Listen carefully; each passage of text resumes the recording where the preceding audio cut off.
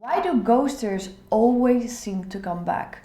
I'll shortly address that in this video, but I think it's more important for you to know how to handle this situation when he comes back, especially if you like the guy. So that's what I will be discussing here in today's video. If you've been texting and going on dates with a man that you really like, it just simply hurts when he disappears. So when the man comes back, there's a part of you that is very happy that he seems to re-establish the connection. But there's also a part of you that is skeptical and maybe even a little bit angry. The problem is that you might not really know how to respond in this situation, because on one hand you don't want to ignore him because you like him, but on the other hand you don't want him to treat you poorly and continue to treat you poorly. In this video I'm going to be sharing 2 steps on how to address this situation and that he feels motivated to pursue you again and at the same time not ghost you again. But before we dive in the video together, I do want to give you something more, and that is my free ebook, The 5 Types of Men to Avoid During Dating.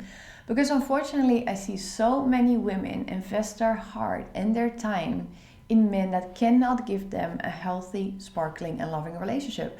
And I really don't want that to be you. So that's why I wrote the ebook 5 Types of Men to Avoid During Dating. So you start seeing clearly what kind of men not to invest your time and your heart in, so you can start attracting the right men for you. Where can you find this free ebook? I'm going to make sure that it's going to be in the description below so you can download it for free. Now let's dive into how to handle a man that has come back after having ghosted you. And the question you might be asking yourself is, why does he come back? Why did he ghost me and comes back now? So I'm going to give you 3 reasons why men actually do this. So first of all, he simply wants attention. Men love to get attention from us women. So that is number 1. Number 2, he wants sex. Yes, this happens too. And number 3, that he really wants to see where this could be going with you. And then you would be thinking, so why did he ghost me? So what could be happening is that he was dating several women at the same time and he had to make a decision and he simply didn't tell you. Or that he got very busy at work, in life. That can also definitely be the case.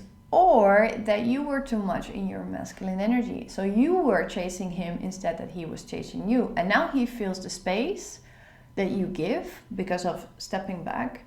And then he comes back like a boomerang. Now, one of these reasons might be the initial reason to come back, but this can change over time, and it's very important how we address this situation, because then the reason might actually change. So for example, he comes back for just some attention or just for sex, but how you handle this situation might change his mind. And even though this initial contact is very important, what happens after that is also very important, because if you're still not able to create an emotional bond and a mental bond, then he doesn't want to pursue a relationship with you. So since this is too much to cover for me in a video, I made the video masterclass From Single to the One, where I teach you how to create this emotional and mental bond with a man in all the phases of dating. So from single to the one, I will teach you how to do this. So you don't just attract the right man, but you also know how to date them and how to get that healthy, loving and sparkling relationship. So where can you find this masterclass or the details about this masterclass? I'm also going to make sure that it's going to be in the description below. So let's move on to the 2 steps that I have for you on how to handle this situation when a man comes back to you after having ghosted you. Step number 1, and that's the initial response. So what's going to happen? He's going to text you and just simply say, hey, how are you doing? Or whatever it is. And the first initial response is how you respond to this.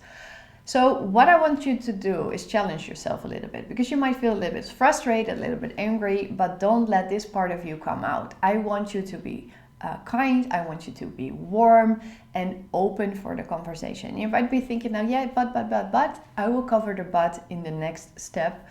But this is really how to start the conversation or how to open the conversation. So what you simply do is say, hi, I feel or felt so excited about, or I felt so happy about. What I want you to do is show him that your life has continued without him and that you're excited about life, having a good time, and you don't need him to be happy. This really shows that you can easily live without him, and this creates attraction.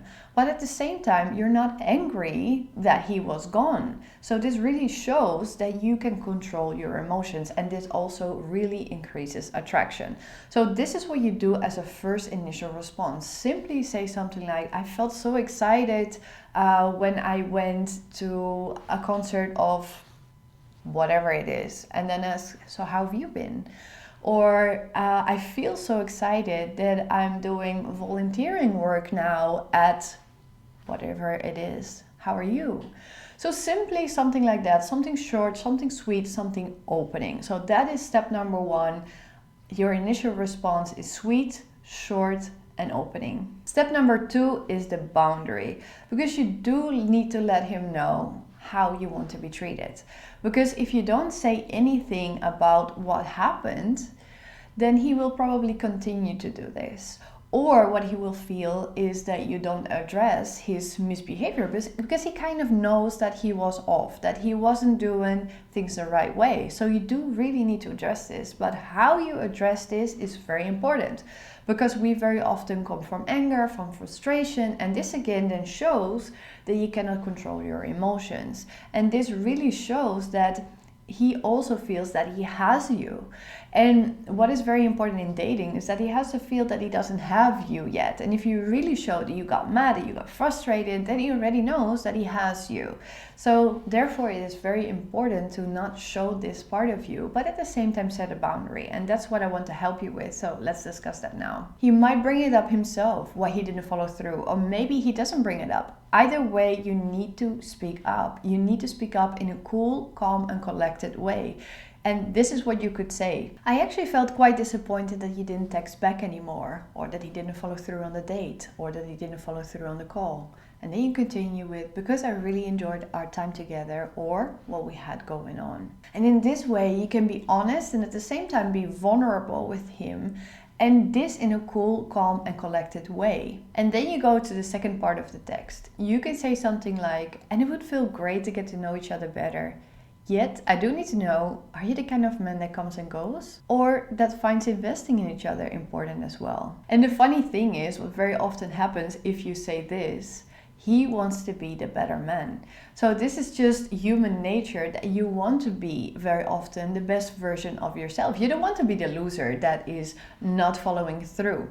So this really calls out the best part of him, or the better version of him. So that's why this is very important to also use this, and at the same time a boundary. And to finish off this boundary in a good way, we're going to go to part 3 of the text. I don't see myself as a high maintenance woman, but I do find mutual consistent investment important. And this is how you really set the boundary, and you really set how you want to be treated and how you don't want to be treated.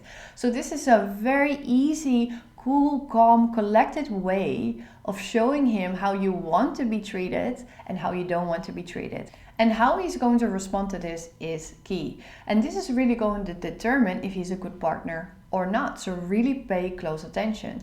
So what you really want him to do, or what is a sign of a good partner, is that he takes responsibility. So if you address this, that he is like, yeah, I shouldn't have done it like that, I'm sorry. So he really takes responsibility. What a partner might do that is not the best is blame you for this, or come with all kinds of excuses. So he makes you feel like you are the bad person. He actually makes you feel like you're to blame for this situation. And that's not really the kind of partner that you're looking for. So really pay close attention to what actually happens once you have stated this. And if he takes ownership, then do give him the benefit of the doubt and see how things will progress between you guys, and really start dating each other and see how things will develop over time. I'm not going to say this is a Mr. Right, but at least it's a green flag that you can move forward. And if you really want to know how to date this man, so how to create this emotional and mental bonding, then do get my video masterclass From Single to the One. And with that, I've come to the end of the video. I really hope that you've enjoyed the video and that you got some beautiful takeaways for yourself. And I'm also very curious, so what are you taking away? So what have you learned from this video? Please let me know here in the comments below, because I'm very curious, and at the same time, you will help other women with your insights as well. So thank you for watching, and I hope to see you at the next video.